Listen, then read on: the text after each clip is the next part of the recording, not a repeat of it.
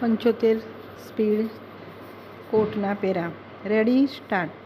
વિધિવત trial court દ્વારા પસાર કરાયેલા વિવાદિત ચુકાદા અને આદેશથી વ્યથિત અને અસંતુષ્ટ હોવાને કારણે અપીલકર્તાએ મુખ્યત્વે દલીલ કરીને વર્તમાન અપીલ દાખલ કરી છે કે વિવાદિત ચુકાદો અને આદેશ ગેરકાયદેસર, અયોગ્ય,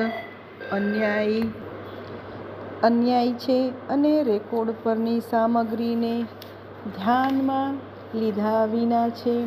અપીલકર્તા નિર્દોષ છે અને તેને આ ગુનામાં ખોટી રીતે દોષિત ઠેરવવામાં આવ્યો છે કે વિધિવત ટ્રાયલ કોર્ટ રેકોર્ડ પર રજૂ કરેલા પુરાવાની પ્રશંસા કરવામાં નિષ્ફળ રહી છે.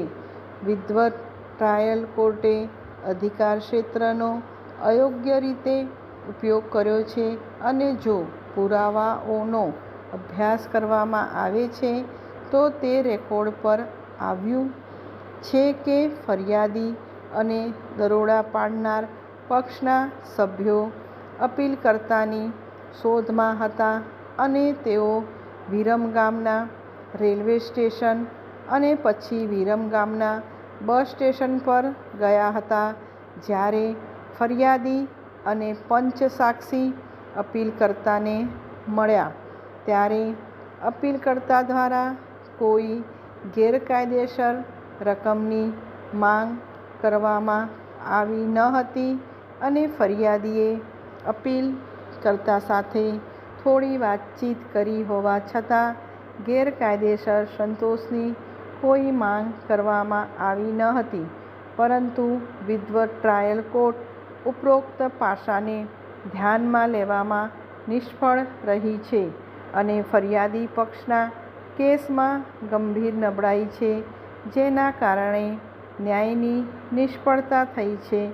અપીલકર્તાએ એવો બચાવ કર્યો છે કે આ રકમ સીમાંકન માટે, દિવાલ બાંધવા માટે, શ્રમશૂલના હેતુ માટે હતી અને એવું ન કહી શકાય કે અપીલકર્તા દ્વારા ગેરકાયદેસર વળતરની માંગ કરવામાં આવી હતી.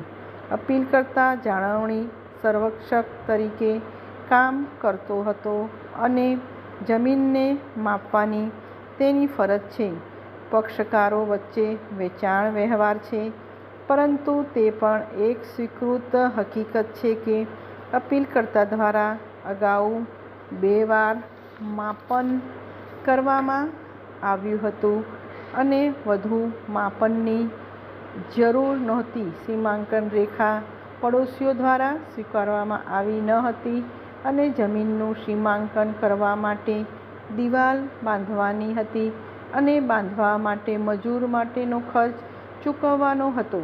અપીલકર્તા દ્વારા કરવામાં આવેલી ગેરકાયદેસર સંતોષની માંગના કોઈ પુરાવાની ગેરહાજરીમાં કલમ 20 હેઠળ ધારણા ઊભી કરી શકાતી નથી અને વિધિવત ટ્રાયલ કોર્ટે પુરાવાને ખોટો વાંચ્યો છે અને વિવાદિત ચુકાદા અને દોષિત ઠેરવવાનો આદેશ પસાર કર્યો છે જે ખોટો અને કાયદામાં ખરાબ છે અને રદ કરવા અને રદ કરી બાજુ પર રાખવા માટે જવાબદાર છે. ફકરો. વિદ્વાન વકીલ શ્રી અમન સૈયદ માટે વિદ્વાન વરિષ્ઠ વકીલ શ્રી I.S. સૈયદ, અપીલકર્તા માટે વિદ્વાન વકીલ શ્રી શિરીષાર પટેલ સાથે અને પ્રતિવાદી માટે વિદ્વાન A.P.P. સુશ્રી જીર્ગા ઝવેરી રાજ્યવતી સાંભળ્યા.